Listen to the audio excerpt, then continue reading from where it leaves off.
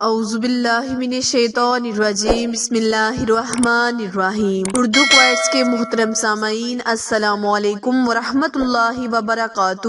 امید ہے آپ سب خیر و عافیت سے ہوں گے اور دعا گو ہوں کہ رب کریم ہمیشہ آپ کو صحت و تندرستی والی، ہزاروں خوشیوں والی، رحمتوں والی، برکتوں والی زندگی گزارنے کی توفیق عطا فرمائے۔ سامعین، آج میں آپ کے ساتھ رجب کے بابرکت مہینے اور بدھ کے دن کا خاص وظیفہ، خاص عمل شیئر کرنے جا رہی ہوں۔ آپ نے اس وظیفے کو بدھ، جمعرات اور جمعہ کے دن کرنا ہے۔ اللہ پاک سے جس بھی حاجت کا سوال کریں گے، اللہ پاک آپ کی حاجت کو قبول کرے گا، کیونکہ بدھ، جمعرات اور جمعہ ایک خاص دن ہوتا ہے، اور اگر اس دنوں میں رجب جیسا بابرکت مہینہ شامل ہو جائے تو یہ دن اور بھی بابرکت اور فضیلت والے بن جاتے ہیں۔ وظیفہ شیئر کرنے سے پہلے آپ سے ہمیشہ کی طرح التماس ہے کہ جنہوں نے ابھی چینل کو سبسکرائب نہیں کیا وہ جلدی سے میرے چینل کو سبسکرائب کریں اور ساتھ موجود گھنٹی کے بٹن کو دبائیں تاکہ آل نوٹیفیکیشن آپ کو ہر وقت آسانی سے ملتا رہے۔ پیارے بہن بھائیوں، آپ نے کرنا یہ ہے کہ باوضو ہو جانا ہے اور سورہ فاتحہ کی بہت ہی مبارک سورت اور سورہ فاتحہ کی بہت ہی مبارک آیت ایاک نعبد و ایاک نستعین کو 21 مرتبہ پڑھ لینا ہے۔ اول اور آخر